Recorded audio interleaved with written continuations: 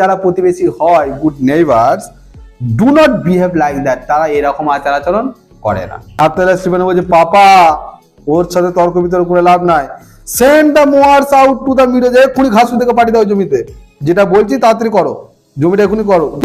Sir চুবুকাবু গায়ে লেগেছে, জমি দখলকারী বলে দিচ্ছে না, অত বড় বয়স্ক লোকটাকে তাকে বলে জমি দখলকারী তুমি, তাহলে বলে দিয়ে তাহলে গায়ে লেগেছে। তা চুবুকা জিজ্ঞেস করছে what did you say sir, তুমি কি বললে তুমি? স্যার বলে ওকে সম্বোধন করছে একটু হ্যাঁলি করে।